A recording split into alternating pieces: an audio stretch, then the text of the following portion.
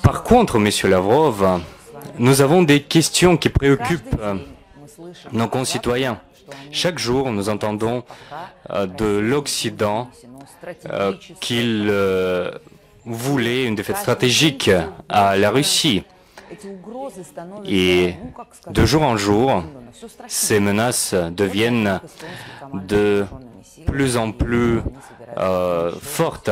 Par exemple, l'Estonie a dit vouloir détruire 2 villes russes. L'édition économiste a annoncé la création par l'Ukraine d'un drone capable de bombarder les villes en Sibérie. Et cela sent la Grande Guerre. Je ne sais pas comment sent l'arme nucléaire, mais bon, il y a des perspectives, je pense. Qu'est-ce que vous en pensez? Je pense que la fomentation de ce sujet concernant une défaite à la Russie, cela reflète non pas vraiment cette attitude et cette approche vers une guerre, mais plutôt une agonie, une hystérie. Vous avez évoqué notamment les paroles selon lesquelles si on permet à la Russie de gagner, ce sera une catastrophe. Et je pense que la Cour internationale doit vraiment prêter attention à tout cela. Et on entend beaucoup de déclarations comme ça, selon lesquelles la Russie allait transformer le monde avec la Chine, la Syrie et avec d'autres pays. Cela reflète leur compréhension de cette lutte pour leur hégémonie.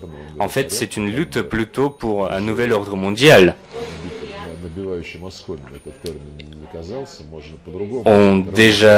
On s'en lasse déjà de ce terme, nouvel ordre mondial, mais c'est une réalité. Il s'agit de l'égalité souveraine des États stipulée par la Charte des Nations Unies. Mais il y a cette peur pour leur hégémonie. Mais outre cela, ils expriment en toute franchise leur avis qu'ils obéissent tous aux États-Unis, comme par exemple le vice-secrétaire général de l'OTAN, Johan, a dit il y a 10 jours que le monde était en train d'entrer dans une concurrence farouche entre l'Occident et la Russie, l'Occident et la Chine. Et tous ceux qui ne sont pas de l'Occident cherchent à saper le pouvoir américain. Ils le disent clairement, le pouvoir américain. Et il poursuit. Les États-Unis ont donc besoin de leurs alliés européens. Voilà le sens de l'existence de l'OTAN, exprimé par l'un de ses fonctionnaires clés.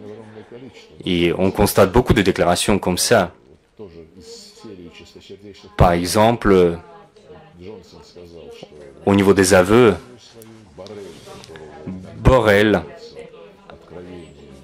a par exemple dit, outre ces fameux propos de jardin florissant,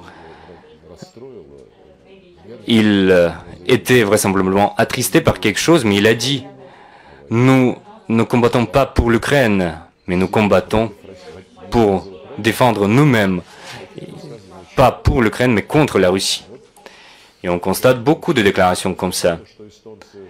Le fait que les Estoniens menacent de détruire le lac Baïkal, je ne sais pas.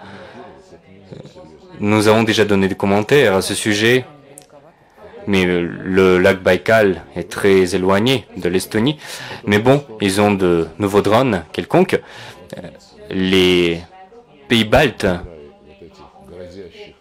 sont au devant de la scène entre ceux qui menacent la Russie, ils veulent envoyer des soldats, etc.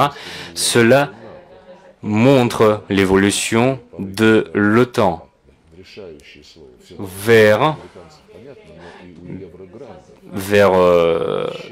la situation où ces pays qui ne sont pas les poids lourds européens, comme la Pologne, la Bulgarie, les pays baltes, c'est eux qui définissent le ton déjà.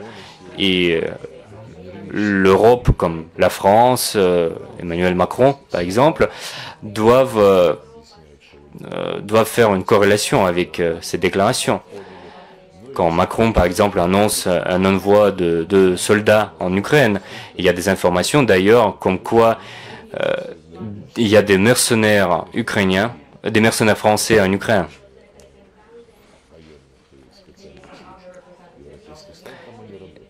Donc, des représentants de services spéciaux de l'Europe travaillent là-bas. Notre ligne est très claire. Vous n'avez pas voulu convenir d'un accord de la sécurité européenne en 2008, en 2009. On a proposé une chose tout à fait simple. Chers amis, puisque vous écrivez à Istanbul en 1999 le principe de la sécurité indivisible, vous avez écrit que les pays avaient le droit de choisir leurs alliés, mais pas au détriment des autres pays. Et vous avez également écrit que les participants de l'OSCE, et ce document a été signé au plus haut niveau, donc les participants de l'OSCE s'engagent à ce qu'aucune alliance, aucun pays dans l'espace de l'OSCE ne prétendra jamais une domination. Et nous avons vite compris que l'OTAN a poursuivi son cap pour la domination. Nous avons dit, écoutez, c'est une déclaration politique signée par les présidents. Il faut donc, puisque vous ne pouvez pas pour l'instant remplir ces engagements, il faut peut-être codifier cette déclaration. Il faut peut-être adopter un traité juridiquement contraignant. Donc, il s'agit des garanties juridiquement contraignantes. Ils nous ont dit, il faut que ces garanties passent par l'OTAN. Nous avons répondu, mais qu'en est-il au niveau de l'OSCE? Ils ont dit, ce sont des déclarations politiques. Puis, ils nous ont dit que l'élargissement de l'OTAN et les promesses concernant cela étaient faites à l'oral. Et nous avons beaucoup patienté, en fait. Le président russe a expliqué cela maintes fois. Nous avons espéré que cela va quand même donner des fruits si l'Occident se ravise. Et en 2008, en 2009, le traité de la sécurité collective, ils ont refusé tout simplement d'en parler avec nous. Un traité concernait l'interaction avec l'OTAN et l'autre concernait l'OSCE. En 2021, en fin de l'année, le président Poutine a pris la parole au ministère russe des Affaires étrangères et puis il nous a chargé de préparer un projet d'un traité pertinent. Ils ont renoncé à tout cela, ils ont refusé d'aborder ce traité. Nous avons rencontré des délégations et puis en janvier, à Genève, j'ai rencontré Blinken. Il a dit, aucune obligation concernant le non-élargissement de l'OTAN ne peut exister. Et puis, les Américains se sont retirés du traité FNI. Et je lui ai rappelé que quand ils se sont retirés de ce traité, nous avons dit, bon, si pour vous c'est la seule voie, mais nous avons imposé un moratoire unilatéral et nous avons proposé de faire la même chose aux Américains. L'initiative du président Poutine disait clairement, si vous soupçonnez toujours que nos Iskander dans la région de Kaliningrad étaient dotés des missiles de moyenne portée, donc s'il vous plaît, venez pour une vérification. Mais en réponse, nous souhaitons venir en Pologne et en Roumanie, où vous avez des bases de défense antimissiles. Et Lockheed Martin, dans sa publication de ces missiles, il dit clairement qu'il s'agit d'installations capables de porter des missiles à portée moyenne. Ils ont refusé de le faire. Nous avons proposé cela de manière très franche, des mécanismes de double vérification. Ils ont refusé de le faire. Et je l'ai dit à Blinken, voilà, c'est notre proposition intégrante, parce que vous êtes préoccupé par cette situation de crise autour de l'Ukraine. Il a dit, écoutez, au niveau de l'OTAN, ça ne se discute pas, mais au niveau de vos propositions, au niveau des missiles de moyenne portée, on pourrait peut-être convenir du fait que qu'on pourrait peut-être installer ces missiles en Ukraine, mais nous serons prêts à limiter le nombre de ces missiles en Ukraine. Je ne sais pas quelle doit être une autre explication, une nouvelle explication pour clarifier pourquoi cette opération militaire spéciale c'était vrai nécessaire. L'Ukraine était gavée d'armes et pour nous c'était une menace directe à nos traditions, à nos intérêts et à notre sécurité. Une longue réponse, mais bon. Et puisque nous avons abordé le sujet ukrainien, c'est le premier sujet de notre agenda. Ils disent qu'ils souhaitent nous éliminer. Ils ne le cachent pas. Et tout ce que vous avez évoqué, cela s'inscrit bien dans cette direction. Et de notre côté, je ne comprends pas très bien. Nous évoquons toujours notre volonté à mener des négociations. Mais avec qui? Et puis, de façon hypothétique, si nous menons des négociations, demain, ils vont nous tromper encore une fois. Pourquoi mener des négociations avec les gens qui ne tiennent pas leur parole? Et puis, au niveau de l'Ukraine, qu'est-ce que nous voulons obtenir en Ukraine? On évoque les négociations et on dit que bon, on va atteindre nos objectifs, la dénazification, la démilitarisation, mais avec ces autorités qui sont en pouvoir en Ukraine, on ne pourra pas arriver à ces objectifs. Yermak, d'ailleurs, fait partie des 100 politiciens clés du monde, comme Zelensky. Oui, on dit que c'est Yermak qui gère tout en Ukraine. Mais quels sont nos objectifs? Comment ce processus va être établi? Bon, c'est une question à laquelle on ne peut pas donner une réponse laconique au niveau des conditions pour les négociations. Comme le président le rappelle toujours, nous préférons toujours la voie diplomatique à toute guerre. Parce que quand les Ukrainiens ont compris qu'ils ont trop bombardé le Donbass, qu'ils ont trop imposé ces méthodes de génocide contre les Russes sur leur territoire, ils ont proposé des négociations 2-3 semaines après le début de l'opération militaire spéciale. Nous avons donné notre accord. Il y a eu plusieurs tours en Biélorussie et puis nous sommes venus à Istanbul et les Ukrainiens nous ont donné des propositions. Nous avons accepté ces propositions après une certaine discussion.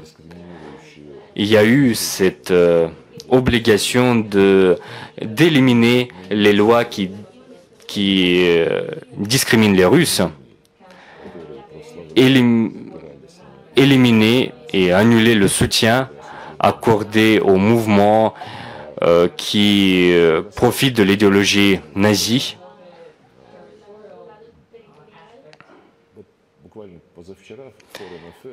Je pense qu'il y a quelques jours, le magazine Foreign Affairs a publié des mémoires qui cherchent à justifier, se justifier. Le journal dit notamment que les États-Unis et la Grande-Bretagne ont effectivement dit à Zelensky de ne pas signer l'accord avec la Russie, mais non pas parce qu'il voulait poursuivre cette guerre, mais parce que ces puissances ont vu qu'il s'agissait de la formation d'un groupe de garants avec la participation russe et occidentale. Cela leur a donc mis en garde un tout petit peu et ils se sont posé cette question. Et si on signe cet accord et puis il y aura une attaque contre l'Ukraine? Il nous faudra donc mener une guerre contre la Russie. Mais bon, c'est une voie très sophistiquée du point de vue logique. Tout d'abord, il a été proposé aux 5 pays, dont la Russie, l'Allemagne, la Turquie, d'être garants de la sécurité. Mais puisque tu es garant de la sécurité, et tu te dis, bon, ici, il y a un garant qui viole cet accord, il y aura une guerre. Pour eux, c'est tout à fait facile de violer tout accord. Et c'est pour cela qu'ils pensent que quelqu'un d'autre va également violer cet accord. C'est comme en 2014, quand l'accord garanti par l'Allemagne, la France et la Pologne a été bafoué. Merkel, Hollande et Poroshenko ont déjà fait leurs aveux. Tout ce qu'ils calculent, tout ce qu'ils envisagent quand ils élaborent des projets contre la Russie, ils doivent quand même faire des pronostics au niveau de nos réactions. Et ils font cela à la base de leur mentalité. Récemment, un politologue américain très connu, Episcopos, a largement critiqué l'Occident au niveau des positions pragmatiques. Il disait que les sanctions sont généralement introduites pour modifier le comportement de l'objet des sanctions. Et en ajustant ces sanctions, si vous voulez arriver à un résultat, vous devez donc comprendre la réaction de l'objet des sanctions. Alors que intensifie les sanctions sans vraiment réfléchir au résultat. Alors que le résultat était tout à fait compréhensible dès le début, avant même l'opération militaire spéciale avec les sanctions de Crimée et d'autres sanctions.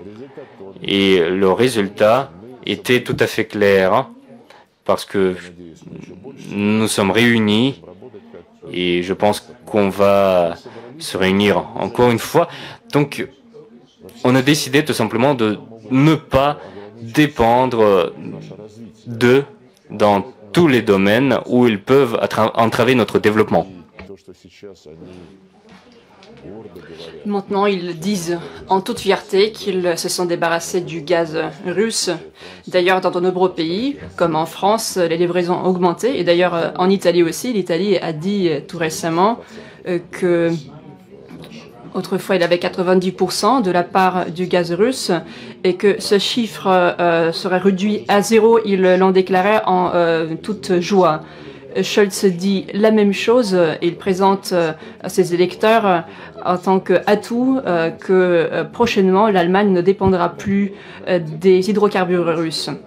Et les Zélandais se sont aussi prononcés sur ce sujet. Tous les Européens de l'Europe occidentale, de l'Europe orientale, etc. Et pourtant, personne ne mentionne pas des chiffres. Personne ne mentionne des chiffres et ne mentionne des dépenses de l'État. Pourtant, la population voit ce qui s'y passe. Voilà, c'était des paroles de M. Iepiscopas. Il disait qu'il était impossible de prendre en compte les mesures de rétorsion de la Russie et c'était une erreur. Ils ne comprennent pas que les sanctions ne sont efficaces que dans un seul cas.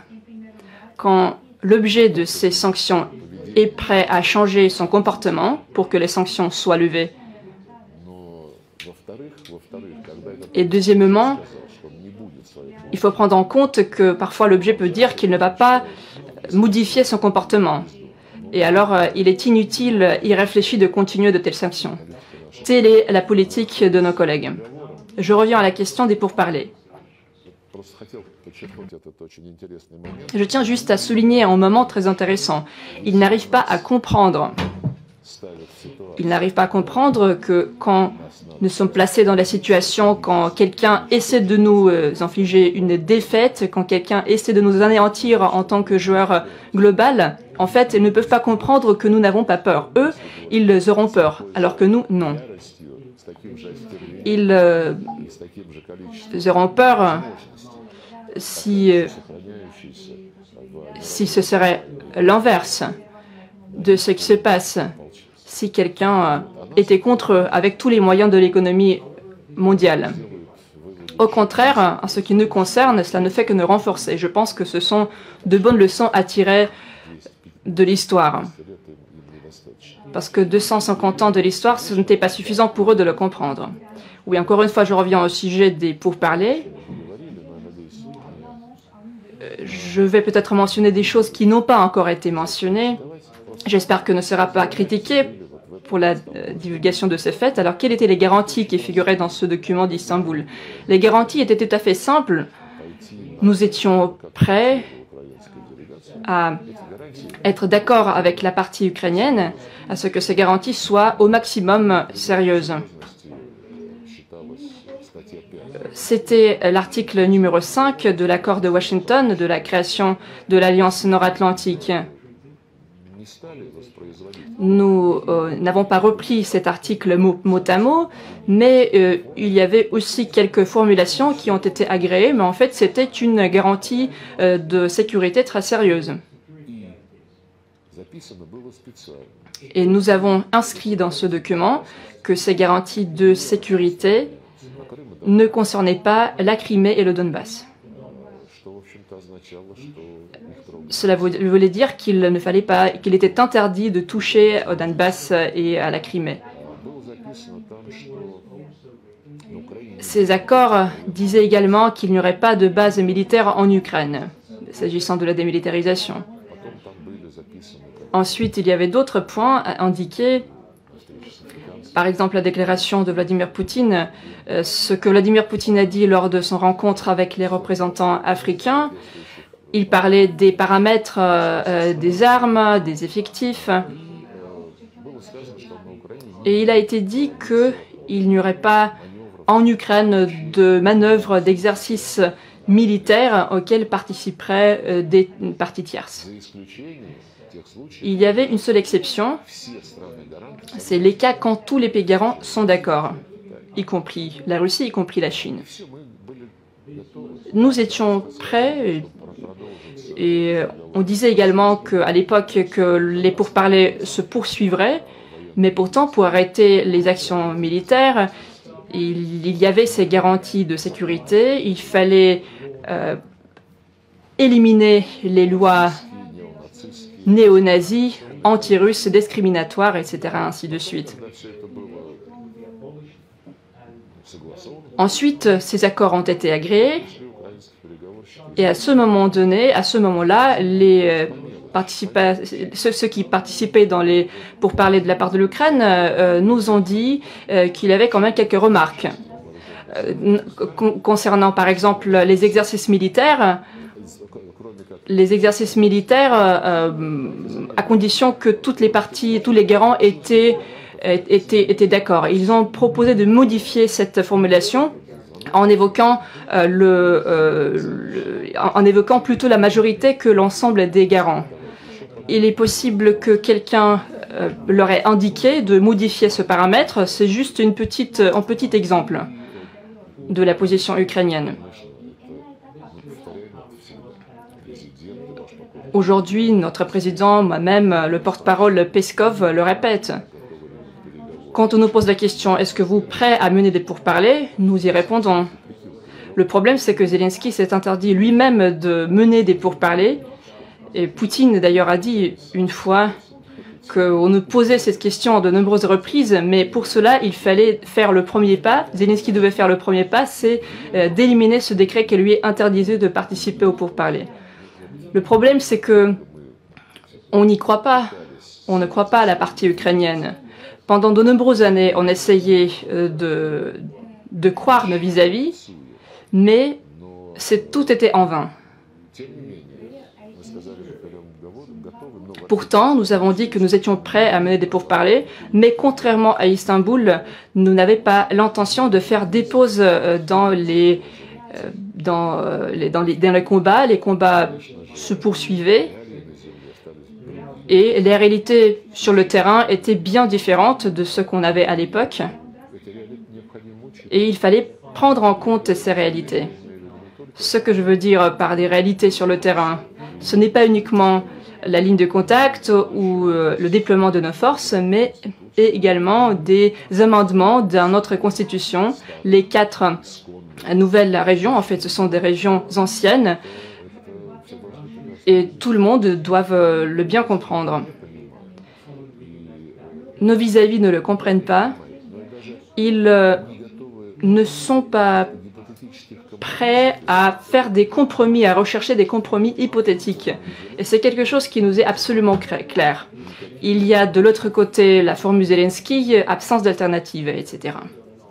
Monsieur Lavrov, question suivante. Comment peut-on évaluer la déclaration du ministre suisse des Affaires étrangères? Elle dit que le ministre Lavrov était la première personne avec qui la Suisse a discuté les détails de la conférence pour la paix en Ukraine. Un vrai processus de paix ne peut être commencé sans participation des 2 parties. Il y a un seul mot qui est vrai dans cette déclaration, c'est que je l'ai rencontré. Il y a eu cette rencontre. C'était à New York. Nous avons participé à la réunion du Conseil de sécurité sur le sujet de la Palestine. Je connais bien le ministre des Affaires étrangères de la Suisse depuis longtemps. D'ailleurs, il a été président de la Confédération suisse. Je connais d'autres ministres, 7 ministres qui devient des présidents de la Suisse. Bref, M. Cassis m'a rencontré, il a demandé d'organiser une telle rencontre sans la participation de la presse. Et cette rencontre est survenue tout de suite après la rencontre de Davos, où il y avait une rencontre de plus dans le format de Copenhague. C'était les Ukrainiens qui ont demandé les Suisses à organiser cette rencontre. Et Cassis a fait une déclaration devant la presse après cette rencontre à Davos. Et lors de cette rencontre, il a dit, dans le sillage de cette rencontre consacrée à l'Ukraine, les participants ont décidé qu'il était insensé d'organiser une rencontre sans Russie. À mon avis, c'était tout à fait clair. Une autre question, à quoi bon tenir une séance pareille en Suisse si tout le monde comprenait qu'il était impossible de le faire sans la Russie? Je ne rentre pas dans les détails, mais je veux juste vous expliquer la position de M. Cassis. Il me disait qu'il voulait entrer progressivement dans le processus pour le modifier un tout petit peu. Cassis a dit également qu'il voulait organiser une conférence qui serait composée de 2 parties. Pour la première partie, il était probablement impossible d'inviter la Russie, mais pour la deuxième partie, il est probable d'inviter la Russie. Pour la première partie, Cassis a dit qu'il fallait travailler sur la formule de Zelensky, parce qu'il y avait des points auxquels les pays en développement étaient intéressés. À mon avis, et ce que j'ai dit à Cassis, qu'il n'y avait que 3 points importants. C'est la capitulation de la Russie et le revient aux frontières de 1991. Ensuite, le tribunal et les réparations à payer. Il y avait aussi la mention de l'obligation de limiter les armes que la Russie puisse déployer dans la zone frontalière de 200 km à côté des frontières de l'Ukraine. Tout le reste, la sécurité alimentaire, la coopération humanitaire, la sécurité nucléaire, échange des prisonniers, la recherche des personnes disparues, ce n'était que de petits détails. Et c'était quelque chose qui devait attirer l'attention des pays en développement, de la majorité mondiale. Cassis me disait que, bien sûr, nous comprenons, mais quand même, il y a des points qui puissent intéresser des pays, des pays en développement. Et pourtant, je pense que c'est un mensonge. Ce sont des gens qui sont des escrocs et qui proposent des schémas mensongers. À mon avis, ils le font exprès. Nous avons des partenaires des pays qui font partie des BRICS et qui ont assisté à des rencontres précédentes. Nous sommes absolument sûrs, lors de ces réunions, ils soulignaient l'importance de parler à la Russie. Nous leur sommes reconnaissants pour un tel signal. Et pourtant, s'il s'agit de modifier légèrement cette formule de Zelensky, comme le veulent les pays occidentaux, et l'Occident sait le faire, ils peuvent trouver des formulations assez belles, parler du respect des intérêts, mais pourtant, le sens de ces accords resterait le même. Je pense que ce n'est pas le bon choix, ce n'est pas le bon chemin qu'il faut suivre. Il y a aussi la position de la Chine que nous respectons. En février dernier, ils ont formulé leur position. Maintenant, il y a aussi des propositions d'Olaf Scholz. Olaf Scholz s'est rendu en visite en Chine, a rencontré Xi Jinping. Et après, il faisait des commentaires sur Xi Jinping en disant que, soi-disant, Xi Jinping soutenait cette conférence en Suisse. Ce n'était pas honnête. La position de la Chine, c'est qu'il faut d'abord comprendre les origines de cette crise. Il faut refuser la mentalité de la guerre froide quand il y avait des ennemis et des adversaires. Ensuite, il faut trouver des intérêts et il faut trouver un accord qui assurera l'indivisibilité de la sécurité. C'est une approche tout à fait différente. Il y avait des déclarations faites récemment par le ministre Wang Yi. La Chine se prononce pour la rencontre qui soit convenable pour la Russie et pour l'Ukraine. Et ça veut dire qu'il ne faut pas commencer par la formule de Zelensky, et il faut mettre cette formule de Zelensky d'à côté. Oui, on peut tenir des pourparlers, on peut parler des bases des fondements de nos futurs pourparlers. Et pourtant, cette initiative suisse, à mon avis, ce n'est pas tout à fait correct. Et il parle de nos contacts avec eux de manière un peu erronée. Je ne me souviens plus quand ces contacts ont eu lieu, au mois de février, probablement.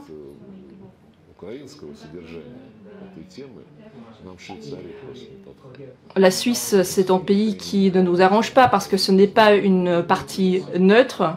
C'est un pays qui s'est transformé en un pays hostile. Il a signé toutes et s'est adhéré à toutes les sanctions de l'Occident. Il y a certains pays qui ne font pas partie de l'Union européenne. Ils essayaient de ne pas agir ouvertement. Et la Suisse, elle n'a rien caché. Elle a soutenu ces sanctions. Et d'ailleurs, elle a une stratégie de sa sécurité qui dit qu'il doit construire la sécurité non pas avec la Russie, mais contre la Russie. Alors, c'est un peu surprenant qu'il décide d'être si hospitalier en espérant qu'il jouisse toujours de la réputation d'un médiateur. Autrefois, c'était assez confortable de se réunir à Genève ou à Vienne. Ce n'est plus. Voilà. Monsieur Lavrov, vous voyez le plan de Zelensky, c'est clair, on n'en parle plus. Istanbul, la formule d'Istanbul, elle ne fonctionne pas.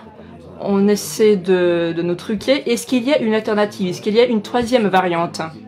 Si on parle de la situation sur le terrain, nous contrôlons une partie du territoire de la région de Kharkov et on ne sait pas ce que sera sur cette partie du terrain parce que la situation change. Qu'est-ce qu'on va faire? Aller jusqu'au bout, jusqu'à la victoire, ou peut-être on peut déjà formuler quelque chose en tant qu'accord et présenter cet accord pour les pourparlers? Vous savez, le président l'a déjà formulé. Nous avons terminé cette phase d'Istanbul. Ensuite, l'Occident a commencé à livrer des armes à longue portée à l'Ukraine et il a également commencé à les aider à moderniser des types différents de missiles. Il a augmenté leur portée. Après l'utilisation de ces missiles, et d'ailleurs ils utilisent ces missiles pour frapper des sites civils, ensuite, ils ont essayé d'utiliser des drones et ils ont même essayé d'envoyer ces drones pour attaquer l'un de nos aéroports stratégiques. Donc, après tout cela, nous avons fait en analyse et nous avons compris que les porteurs de ces obus, de ces ogives ont été modernisés. Puis, il y avait l'affaire de la Crimée. Il y avait une exacerbation par rapport à Sébastopol. La navigation dans la mer Noire a été perturbée également. Il s'agit des navires de combat et des navires de commerce. Je ne parle même pas de Belgorod et de Koursk. Il y avait d'autres attentats terroristes. Bref, à un moment donné, Poutine a répondu à la question sur la sécurité de notre terre.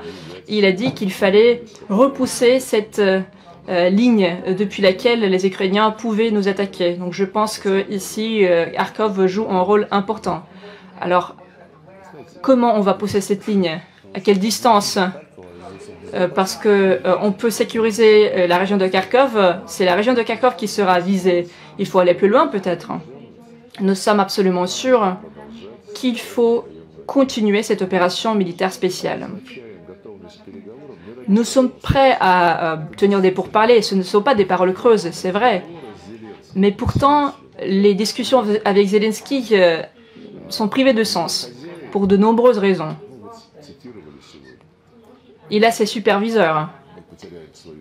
J'ai déjà cité quelques fonctionnaires qui disent qu'ils allaient perdre leur hégémonie, qu'il y a une possibilité de défaite stratégique de l'Occident. J'ai cité également Joseph Borrell. Il dit qu'il serait impossible de se soumettre à une telle position, que c'est la question de la réputation, mais il me semble que c'est tout à fait normal pour eux, surtout après les affaires à Vietnam.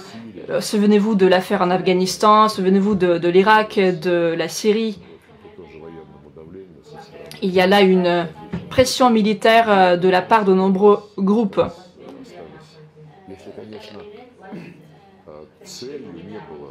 Quel était leur objectif? Peut-être semer la zizanie, semer le chaos et d'avoir ce que nous avons maintenant. Et quel était leur objectif? À mon avis, ils ont raté tout leur objectif.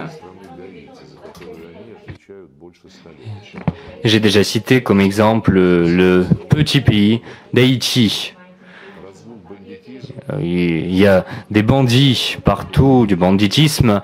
Il y a un criminel qui est venu au pouvoir. Ils essaient de faire affaire avec lui. Mais bon, près de chez eux, ils ont un pays auquel ils accordent une attention particulière, notamment au Conseil de sécurité des Nations Unies. Il faut régler ce type de problème. Parce que pour nous, par exemple, c'est l'Ukraine qui est la menace. Pour eux, par exemple, c'est le trafic de drogue d'Haïti qui est la menace. Nous avons peu de temps, malheureusement. Moins d'une heure nous reste, donc il faut poser ces questions. Nous avons 1h30 et 13 questions. S'il vous plaît, Monsieur Lavrov, je voudrais vous poser une question sur l'initiative de Xi Jinping, mais je vais poser même une question plus large qui intéresse tout le monde. Vous avez très bien dit, ce serait très bien de poursuivre notre progrès vers l'autosuffisance. Mais ce qui serait encore ce qui serait encore meilleur, c'est de poursuivre notre progrès vers l'autosuffisance complète. Est-ce que c'est dangereux, c'est risqué pour nous de devenir dépendants de la Chine? Ou est-ce que nous sommes vraiment des amis, des partenaires pour toujours? En fait, la Chine, c'est une civilisation à part qui a des principes tout à fait différents.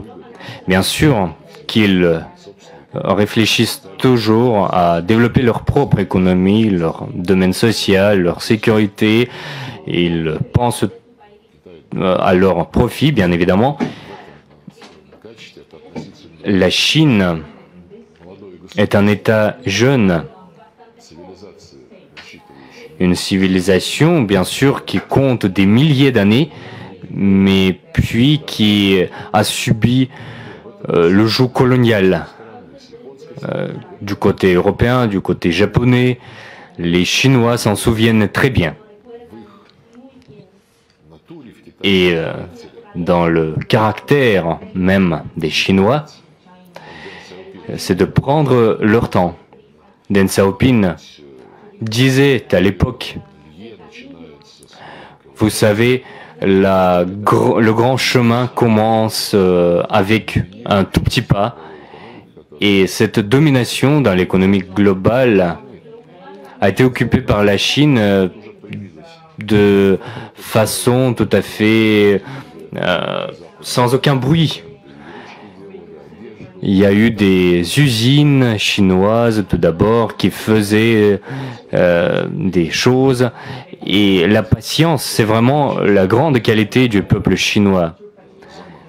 Aujourd'hui, ils ont des ambitions globales. Xi Jinping a lancé des initiatives qui concernent le destin commun de l'humanité. Il souhaite développer des principes communs, des initiatives communes comme la ceinture et la route. C'est un projet d'une expansion chinoise, d'une expansion de capitaux, de chaînes logistiques, une initiative de sécurité globale existe également, qui résonne avec notre initiative de sécurité. À Pékin, par exemple, nous avons abordé la promotion de ces initiatives, et aujourd'hui, bien sûr, dans le contexte de la sécurité globale, c'est la sécurité de l'Eurasie qui prévaut. Parce que le modèle euro-atlantique, qui existe depuis la création de l'OSCE, qui existe même depuis l'Union soviétique, sans citer les documents, qui étaient vraiment censés assurer la sécurité indivisible, mais personne n'a voulu les respecter. Donc l'OTAN, le SCE, nous avions avec eux des mécanismes, comme le Conseil Russie-OTAN d'ailleurs.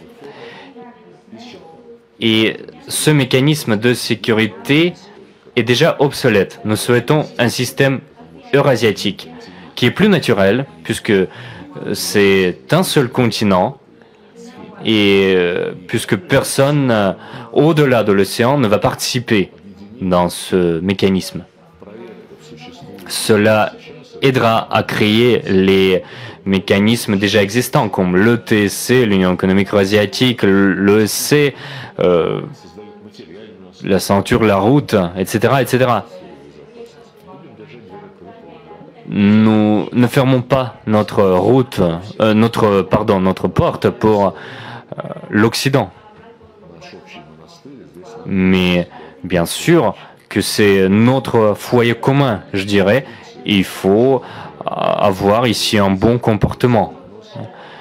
Et il ne faut pas que les Américains s'immiscent dans nos affaires, comme on le constate aujourd'hui dans la région Asie-Pacifique ou dans l'océan Indien, dans beaucoup d'autres régions du monde.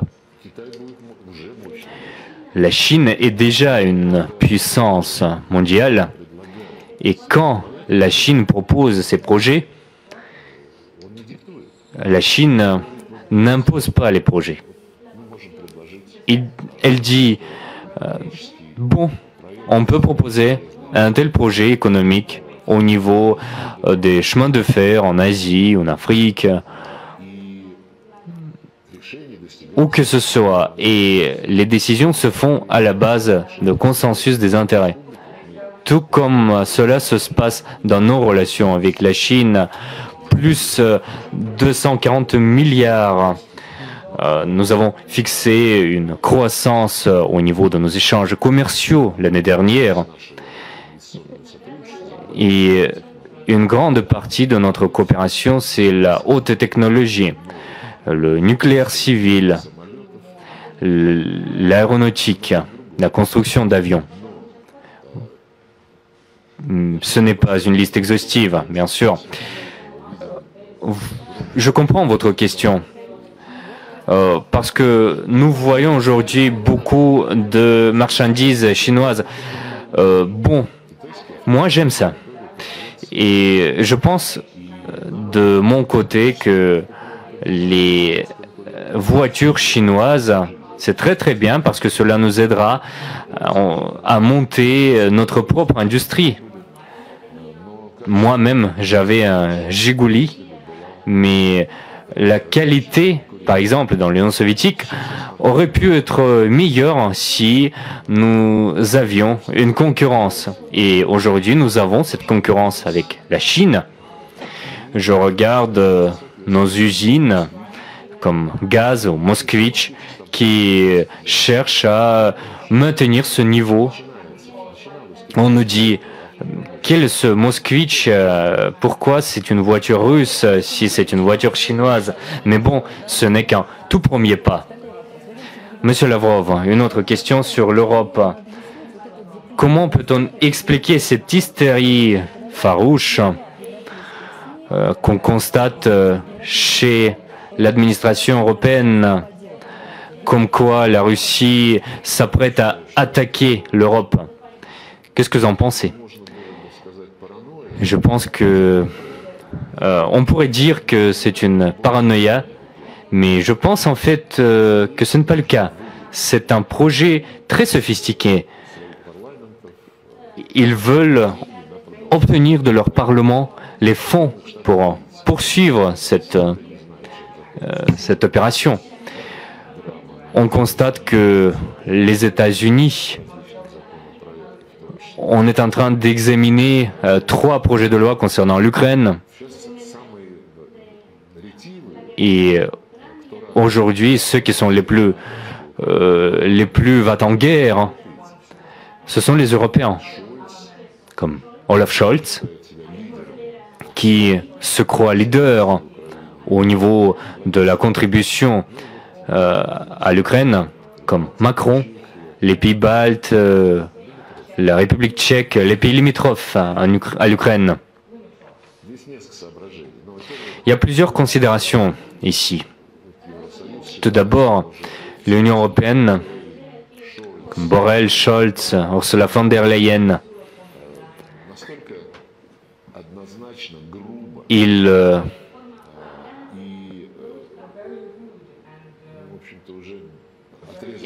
ont déjà été très arrogants.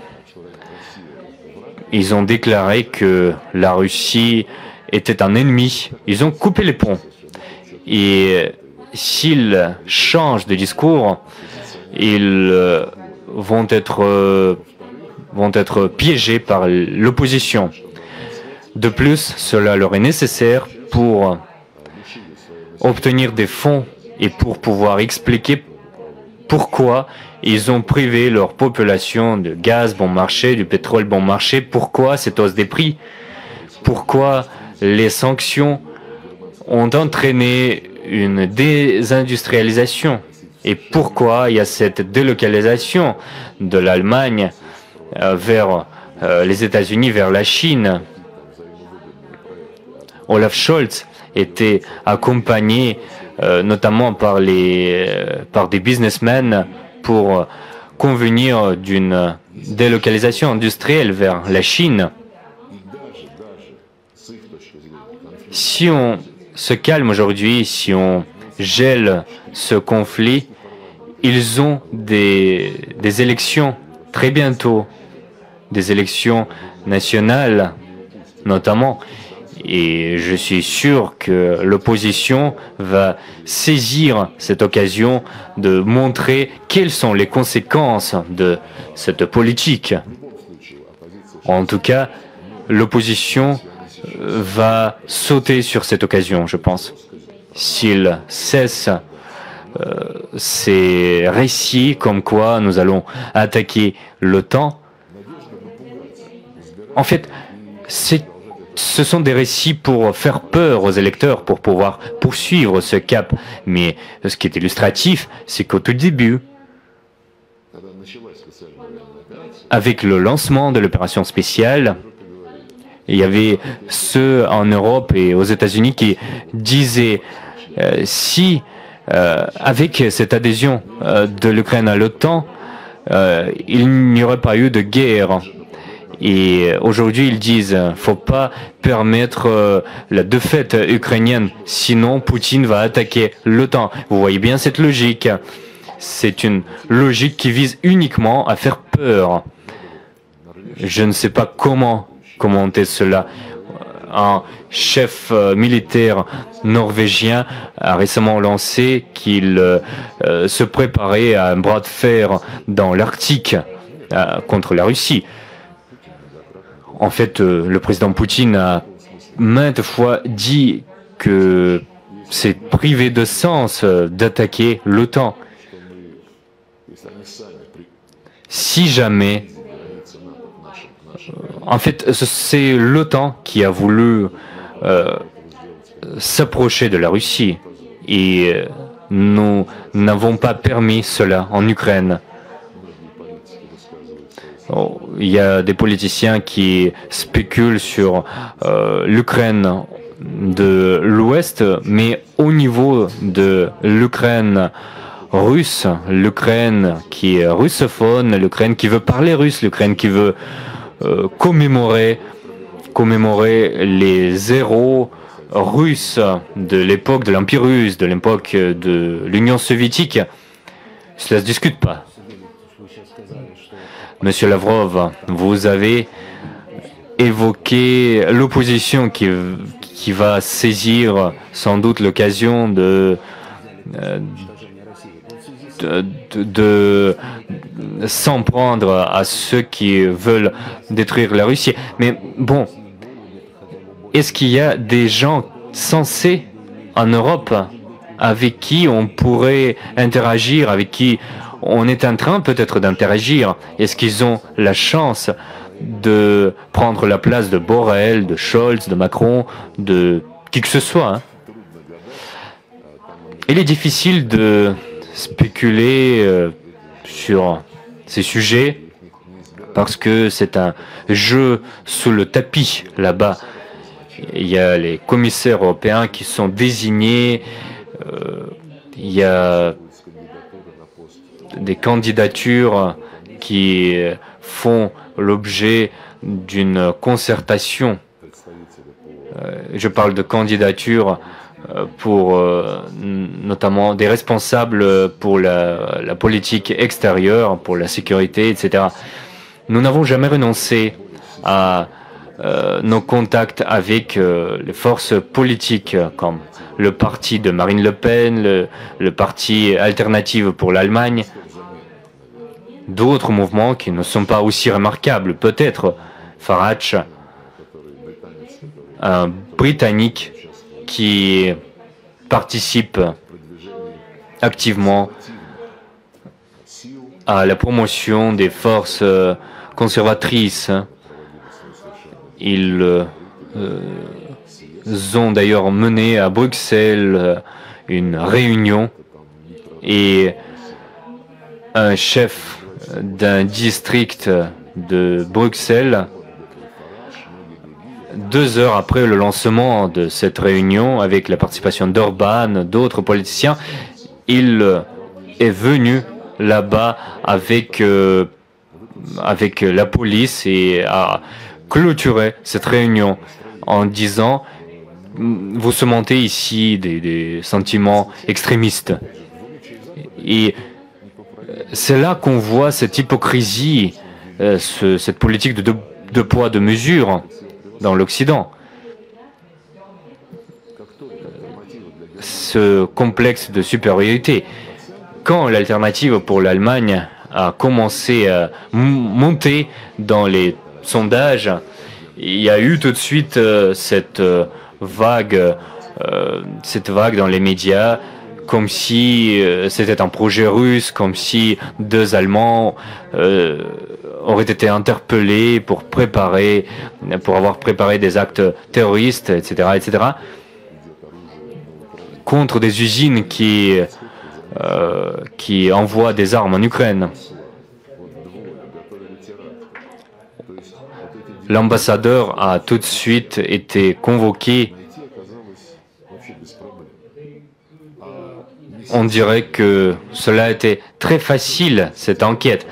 Et quand on se rappelle de l'attentat sur les Nord Stream, qui avait été préparé pendant des mois, cet attentat qui a profité à quelqu'un, cet attentat qui a impliqué des forces armées de beaucoup de pays de l'OTAN. On voit ces données qui sont publiées aujourd'hui. Personne ne va enquêter là-dessus.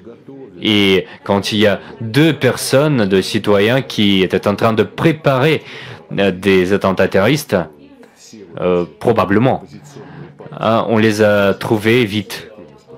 Et ces partis d'opposition, on dit que ces partis d'opposition montent dans les sondages puisque c'est la Russie qui les soutient. C'est un exemple très illustratif, encore une fois. Au niveau de la France, au niveau des États-Unis, au niveau du Royaume-Uni, au niveau de l'OTAN, au niveau de l'Union européenne, on a dit plusieurs fois à ces pays que leurs ambassades étaient vraiment impliquées de facto dans des affaires. Il y avait des personnels locaux pour travail diplomatique et ils ont été envoyés ensuite dans des régions pour soutenir des mouvements anti-gouvernement, pour soutenir des agents étrangers. Cela nous indigne. Ils se croient tout permis et nous, on nous a même recommandé de ne pas rencontrer l'alternative d'Allemagne. Voilà, c'est l'exemple de la liberté de démocratie. Je nous rappelle que nous travaillons déjà depuis 1 heure en direct. Говорит Москва Спутник, Комсомольская Правда, 3 stations qui diffusent cette interview. Il nous reste encore 30 minutes, alors c'est pourquoi je vous propose de poser des questions plus vite. Monsieur Lavrov, la France nous a invités en surprise pour commémorer les 80 ans du débarquement des Alliés en France. Qu'est-ce que c'est? C'est le dédoublement des personnalités en France? En fait, non, personne ne nous a invités, c'est juste leur manière. Quand ils veulent faire quelque chose, ils ne peuvent pas respecter les règles de politesse parce que les gens polis, ils envoient des lettres, des invitations. Ensuite, ils le déclarent. Eux, c'est le contraire. Ils disent d'abord, oui, nous allons vous inviter, mais pas Vladimir Poutine, peut-être quelqu'un d'autre. En fait, nous n'avons rien reçu. Et si nous recevons quelque chose, nous vous en dirons, bien sûr. Il y a 5 ans, lors de l'autre anniversaire, 70 ans de ce débarquement, nous étions présentés par l'ambassadeur de Russie en France. Il y a 10 ans, en 2014, il y avait une rencontre qui était la première rencontre et qui a lancé le format de Normandie par rapport à l'Ukraine. Elle a lancé le processus qui s'est terminé par la signature des accords. Et ces accords n'ont pas été mis en œuvre ni par l'Allemagne, ni par la France, ni par l'Ukraine. Mais du point de vue de la vérité historique, il n'y aurait pas eu de deuxième front sans héroïsme de dizaines de millions de personnes, de citoyens soviétiques. Deuxième exemple, l'exemple parallèle. Les Allemands, je ne me rappelle plus la date, c'est la célébration de la mémoire des victimes des camps de concentration. Cette année, ils ont annoncé qu'ils n'allaient pas inviter les Russes. Revenons au Moyen-Orient. Aujourd'hui, cette nuit, il y a eu une frappe effectuée contre l'Iran. Qu'en pensez-vous, ce qui se passe maintenant au Moyen-Orient? Est-ce que cela peut déboucher sur ce que l'Iran sera amené à penser avoir son propre arme nucléaire, même si autrefois il n'y pensait pas? Vous savez, j'ai entendu parler de cela. Ce sont des considérations qui se propagent en Israël, dans l'esprit israélien en Occident. La volonté et l'objectif de cela, c'est d'attirer l'attention, de détourner l'attention de la communauté internationale de ce qui se passe en bande de Gaza. Et d'ailleurs, les envoyés spéciaux de secrétaire général parlent déjà du génocide. Alors, ils tentent de détourner l'attention et qualifier l'Iran de la menace. Ils tentent même de dire que l'Iran dispose de cette arme nucléaire, alors que l'Iran, c'est un pays le plus vérifié. Parmi les participants du traité TNP, il y a des lois en Iran, FETVA, cette loi, ce décret, déclaration si vous voulez, le postulat du chef suprême de l'État que c'est interdit en Iran. Maintenant, à ce moment-là, l'Iran ne va pas s'en occuper.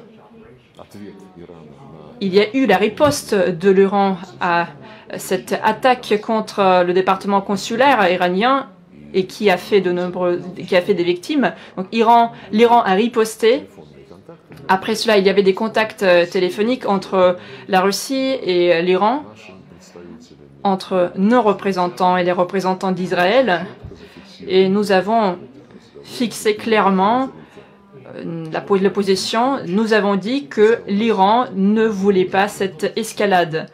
Il ne pouvait pas ne pas répondre à cette violation flagrante du droit international, du statut de sa mission diplomatique, mais il ne veut pas cette escalade. Et tous les spécialistes, c'est ainsi qu'a été qualifiée la réponse de l'Iran par les spécialistes. J'espère que je ne me trompe pas. Il me semble que c'était là le caractère de la riposte israélienne contre les sites en Iran. Le conflit entre l'Iran et Israël, ou bien en général, le conflit entre les Arabes et les Israéliens, il y a beaucoup de composantes. Il est très difficile de le comprendre. De manière hypothétique, est-ce qu'il y a une lueur d'espoir que ça puisse être résolu par les moyens diplomatiques, par les efforts des parties tierces, nos efforts ou par les efforts d'autres pays? Ou bien on est déjà trop loin, il y a trop de sang et on n'a que le djihad permanent et qu'il y a toujours cette menace de la guerre nucléaire? Tous les maux du Moyen-Orient, l'extrémisme, le terrorisme, c'est quelque chose qui est alimenté par l'absence de décision du problème palestinien depuis déjà 75 ans. Il y avait des promesses, même des décisions de créer 2 États. C'était en 1947. Un État a été créé, l'autre État n'est pas créé jusqu'à aujourd'hui. Hier, il y avait la question de veto de la part des Américains. En fait, les États-Unis ont déjà frappé cette résolution de veto. Les territoires qui ont été définis en 1948, ce sont des territoires qui ont complètement changé. Les territoires palestiniens sont qualifiés par l'ONU en tant que territoires occupés parce que ce n'étaient pas les territoires d'Israël par la résolution qui créait les 2 États. Oui, la situation a changé. Il y avait l'année 1967 et on ne parle plus des frontières de cette première décision, mais on parle plutôt des frontières de 1967. C'était la décision de l'ONU, puis il y avait la décision sur la capitale à Jérusalem-Est, le retour des réfugiés en Palestine, ensuite la question de la distribution d'eau à titre paritaire, à titre juste. Ce sont des choses basiques, et si cela avait été fait à l'époque, je pense que le Moyen-Orient aurait été beaucoup plus calme aujourd'hui. Je ne peux pas parler de 100%, c'est un scénario inimaginaire. Mais quand même, il y avait des erreurs produites par les autorités palestiniennes, déjà à l'époque de Yasser Arafat.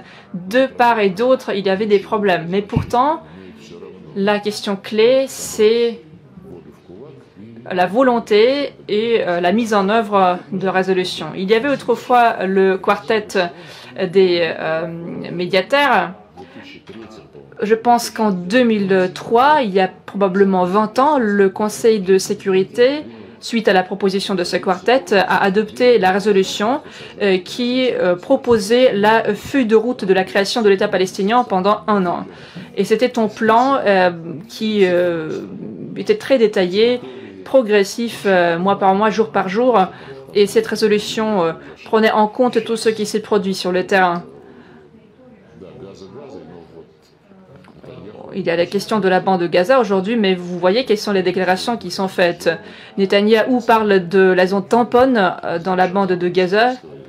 Je ne sais pas par quoi va se terminer l'histoire avec Rafah, le point le plus sud où il y a 1,5 million de réfugiés. Je pense que les Israéliens préfèrent que ces gens-là partent en Égypte et qu'on crée la zone de tampon dans la bande de Gaza. Et puis, en ce qui concerne la Cisjordanie, c'est la deuxième partie de l'État palestinien qui, en fait, doit être unie de manière géographique et de manière logique.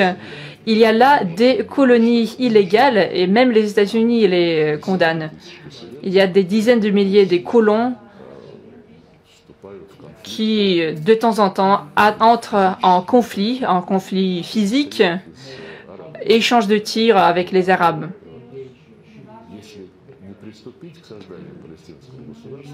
S'il n'y a pas de la construction de l'État palestinien, le résultat serait mauvais. À l'époque de Trump, les Américains essayaient de déclarer Palestine les territoires palestiniens d'aujourd'hui, alors qu'il est impossible de vivre sur ces territoires éparpillés.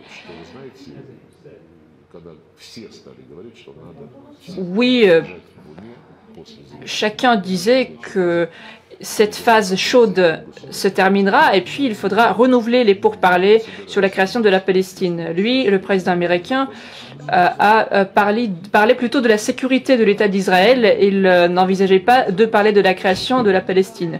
Ensuite, il y avait l'adoption de la résolution du cessez-le-feu et la représentante des États-Unis à l'ONU a dit que cette résolution n'était pas contraignante.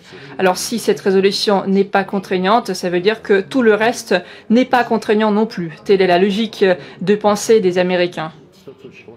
La situation est vraiment grave. Nous voudrions arrêter cette violence, la résolution des problèmes humanitaires. Il faut que les Arabes fassent preuve de leur initiative, qu'ils soient soutenus par toutes les forces raisonnables et qu'ils décident de la création de l'État palestinien.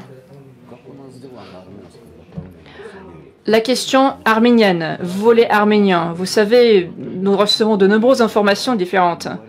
Par exemple, on dit qu'à Yerevan, nous ne comportons pas bien au sein de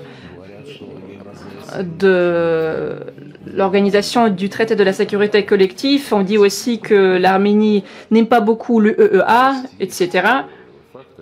Vous savez, il y a des facteurs qui sont têtus.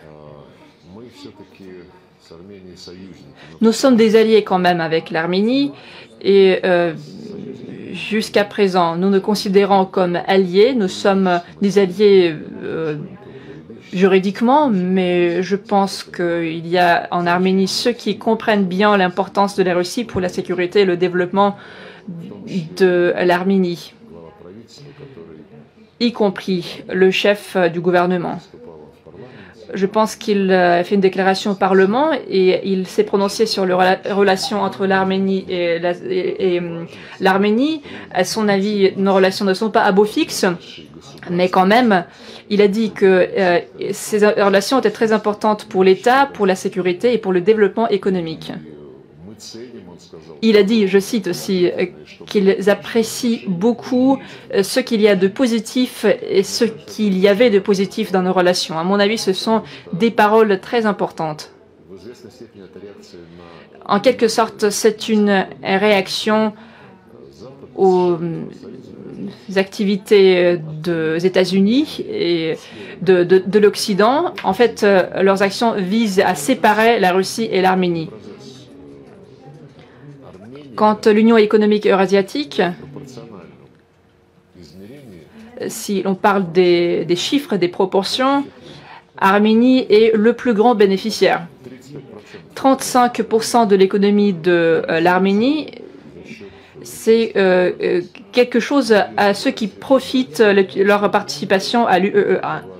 Si nous parlons de l'année dernière, le chiffre d'affaires 20 milliards de dollars et quelques si on prend les dollars, 37% de ce chiffre d'affaires, ça tombe sur l'UEA, 13% c'est leur échange avec l'Union européenne et 3% c'est leur échange commerciaux avec les États-Unis. Vous voyez, d'après les calculs, la mathématique, on ne peut pas nier les faits. L'Arménie est un petit pays et il apporte une contribution beaucoup plus petite par rapport aux autres participants, y compris, je parle ici de leur contribution financière, mais pourtant elle jouit des droits égaux autant que la Russie au moment où on prend les décisions. Gazprom, 177 $ pour 1000 mètres cubes, c'est un prix beaucoup inférieur à ce que paie l'Occident. Si l'Occident propose leur gaz en Arménie, les prix seront supérieurs.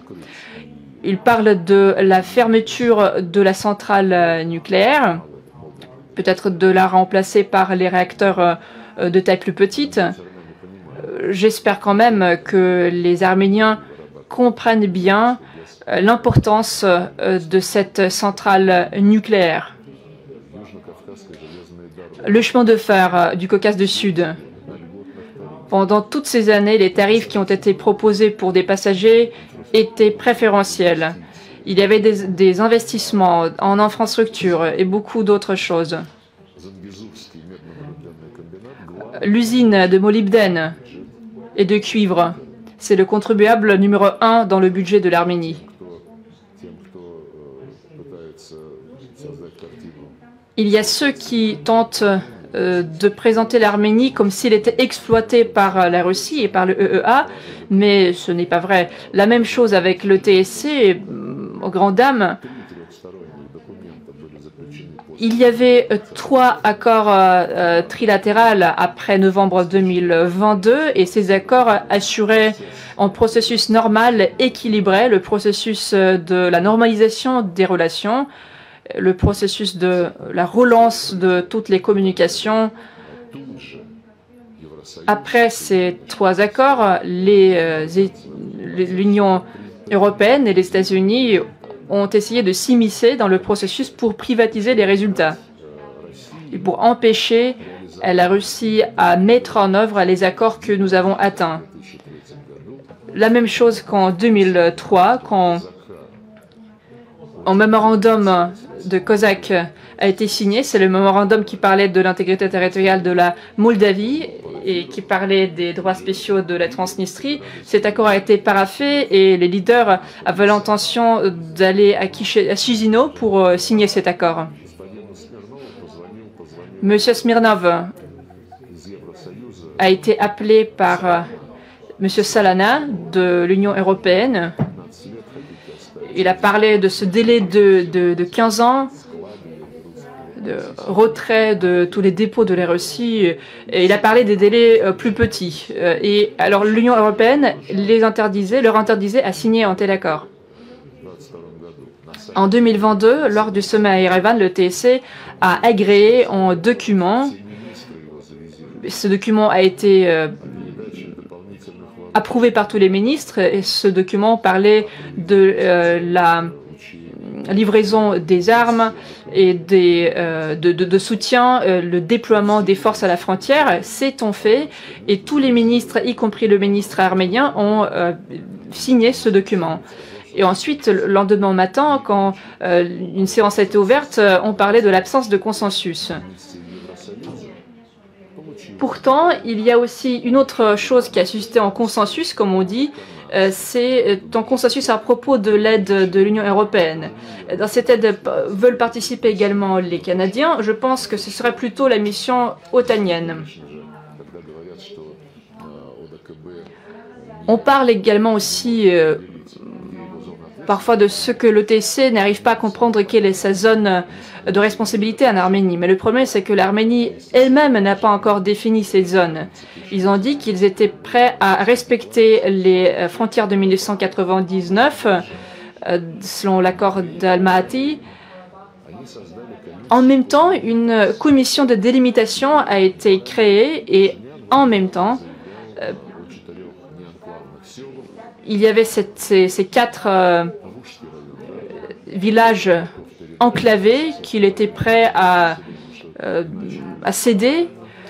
Ensuite, il a tenté de persuader la population que c'était une bonne solution. Pourtant, il y avait aussi la question des frontières de 1991, et ça veut dire que ces frontières ne sont pas prises en compte lors des discussions sur la démilitation et les mesures à prendre. Ces frontières deviennent quelque chose qui n'est plus intangible. Avant de blâmer le TSC, il faut tout d'abord terminer le processus de la démilitation. Et c'est ce dont s'occupe montant la partie arménienne. Un document sur Haut-Karabakh était signé. C'était la déclaration d'Almaty. Et cette déclaration a été faite avec la participation de l'Union européenne, mais ces déclarations ne disaient rien sur les droits spéciaux de la minorité arménienne dans la société azerbaïdjanaise. C'est pour cela que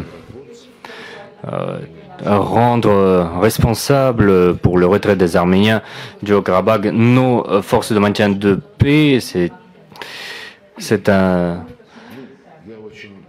cela ne répond pas vraiment à la réalité. Et Nicole Pachinian a dit d'ailleurs qu'ils appréciaient leur relation avec la Russie et la contribution russe dans la sécurité, dans la souveraineté arménienne. Et je pense et j'espère que nous entretiendrons de nouveaux contacts avec le président et avec le Premier ministre où nous pourrons aborder les questions de façon objective.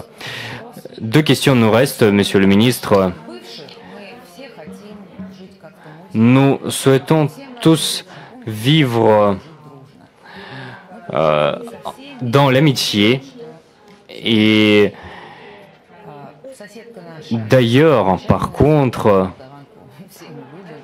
notre voisin, à savoir la Moldavie, a annoncé un référendum en automne prochain pour l'adhésion à l'Union européenne et la Transnistrie, la Gagaouzie ne sont pas contentes de cette idée.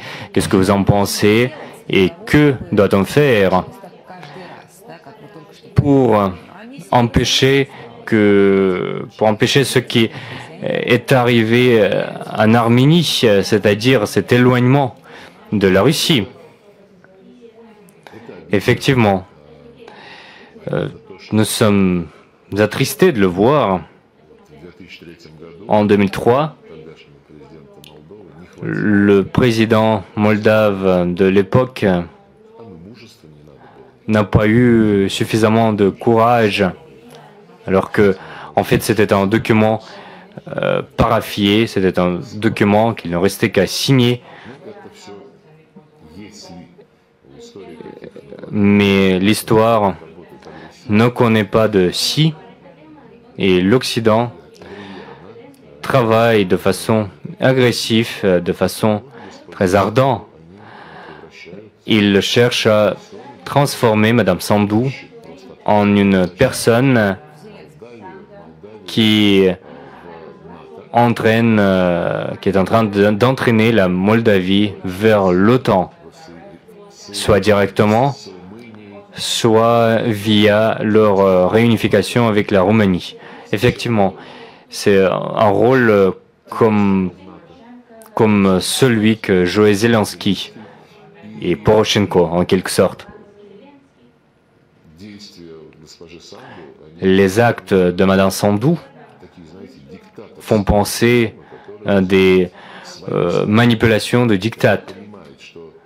Quand il y a quelqu'un qui promeut l'Occident,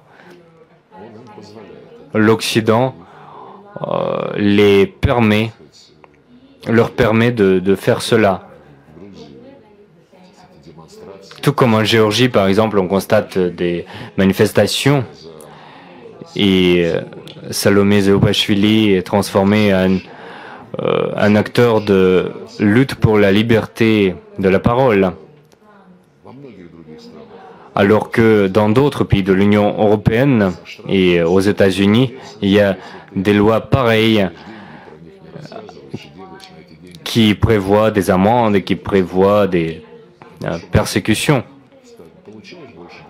Alors qu'en Géorgie, si tu reçois plus de 20% de ton financement de l'étranger, tu devras déclarer cela.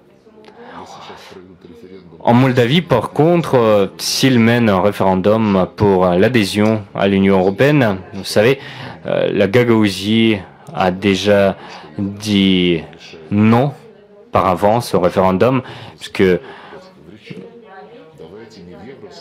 ils disent qu'il ne faut pas intégrer l'Union européenne. Il faut rechercher des voies pour faire l'amitié également avec la Russie. Et pour cela, on les prive de subventions budgétaires. C'est la même chose qu'on fait à la Transnistrie.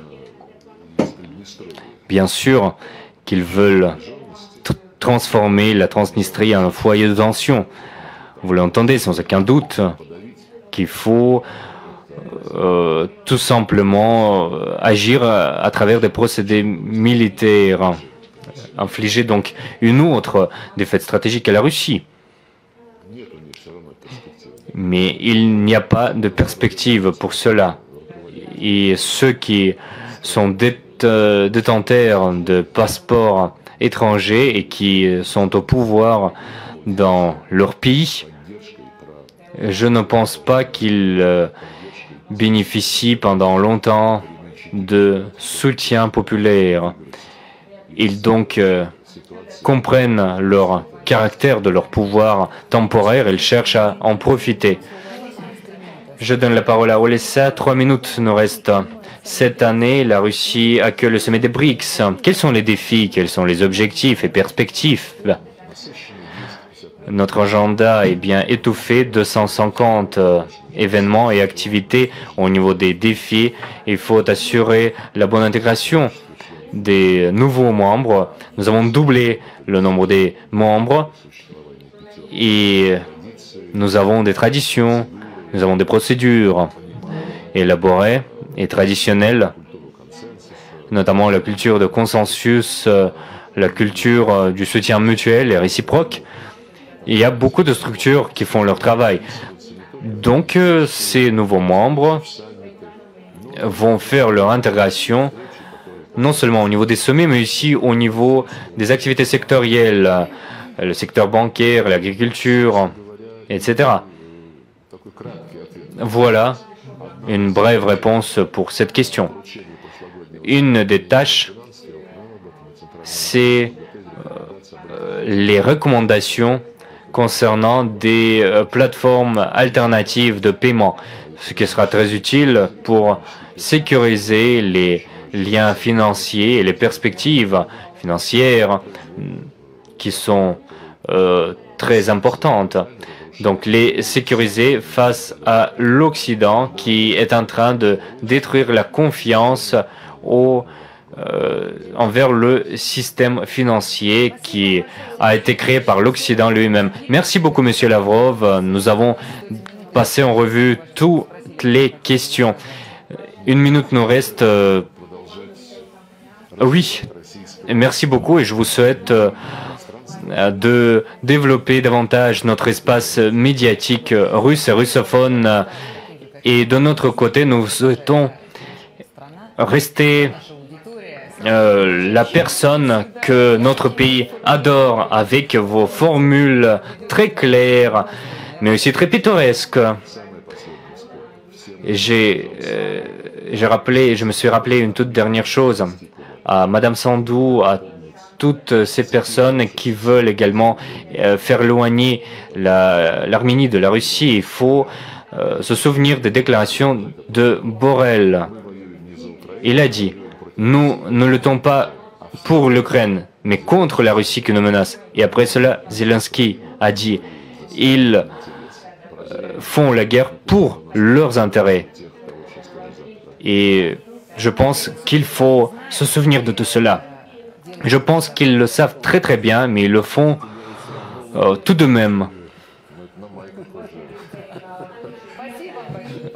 Merci beaucoup, Monsieur Lavrov. Merci à nos auditeurs, à nos spectateurs.